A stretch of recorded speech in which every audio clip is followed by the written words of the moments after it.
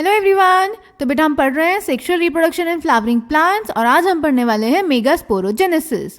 तो बेटा अभी प्रीवियस वीडियोस में हमने पढ़ा कि फीमेल रिप्रोडक्टिव ऑर्गन होता है पिस्टल, जिसमें होता है स्टिग्मास्टाइल ओवरी, ओवरी में होता है लोक्यूल, जिसमें प्रेजेंट होता है मेगास्पोरेंजियम दैट इज ओव्यूल, और ओव्यूल के अंदर बनता है एम्ब्रियो सैक। तो नेक्स्ट वीडियो में हम एम्ब्रियो सैक पढ़ेंगे, पर उससे पहले आज की वीडियो में हम पढ़ने वाले हैं मेगास्पोरोजेनेसिस। तो मेगास्पोरोजेनेसिस क्या होता है बेटा? ये वो प्रोसेस है जिसमें मेगास्पोर्स बनते हैं from megaspore mother cell through meiotic division, यानी मेगास्पोर मदर सेल में मियोसिस होता है और मेगास्पोर्स बनते हैं। इस प्रोसेस को हम बोलते हैं megasporogenesis. So the process of formation of megaspores from megaspore mother cells through meiosis is known as megasporogenesis. तो स्टार्ट करते हैं इसको अगेन फ्लो चार्ट की फॉर्म में। तो फ्लावर होगा जो कि डिप्लॉयड होगा, उसमें पिस्टिल होगा again diploid, then ovary diploid, उसके अंदर प्रेजेंट होगा ओव्यूल जो कि डिप्लॉयड होगा। ओव्यूल में बेटा हमने देखा था प्रेजेंट होता है न्यूसेलस जो कि डिप्लॉयड होगा। अब न्यूसेलस का कोई एक सेल जो कि माइक्रोपाइलर रीजन में प्रेजेंट होगा, जिसमें डेंस साइटोप्लाज्म होगा, प्रोमिनेंट न्यूक्लियस होगा, वो बिहेव करेगा एज मेगास्पोर मदर सेल जिसकी प्लॉइडी होगी 2n। इसमें होगा बेटा मियोसिस और मियोसिस से बनेंगे मेगास्पोर्स जिनकी प्लॉइडी होगी n। तो मेगास्पोर्स 4 बनेंगे जो इस तरह से लाइन में अरेंज होंगे। इसमें से 3 डीजनरेट हो जाएंगे जो नीचे की तरफ प्रेजेंट होंगे, और जो माइक्रोपाइल की तरफ प्रेजेंट होगा वो फंक्शनल रहेगा। और ये फंक्शनल मेगास्पोर आगे जाके बनाएगा एम्ब्रियो सैक जो कि 7 सेल्ड और 8 न्यूक्लियड होगा। ये कैसे होगा ये हम नेक्स्ट वीडियो में पढ़ेंगे, ठीक है। एक चीज मैं आपको ड्रॉ करके दिखा देती हूँ। जैसे बेटा ये है आपका न्यूसेलस, ये है माइक्रोपाइलर रीजन और ये है चलजल रीजन।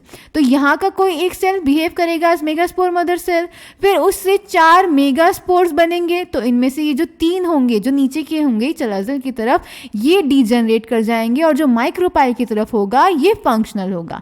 इसका मतलब ये है जो ये मैंने यहाँ पे लिखा है ना, ये मैंने आपको यहाँ पे समझाया है, okay.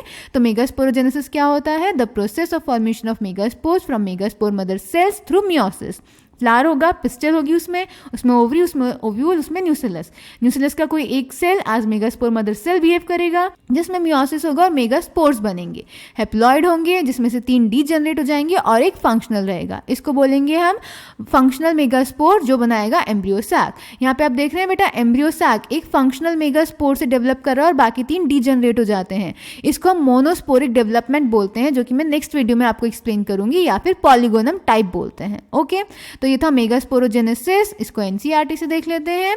Megasporogenesis the process of formation of megaspores from the megaspore mother cell is called megasporogenesis. Ovules generally differentiate a single megaspore mother cell that is MMC in the micropylar region of the nucellus. It is a large cell containing dense cytoplasm and a prominent nucleus. The MMC undergoes meiotic division. फिर एक question आया, what is the importance of the MMC undergoing meiosis? meiosis क्यों होता है बेटा?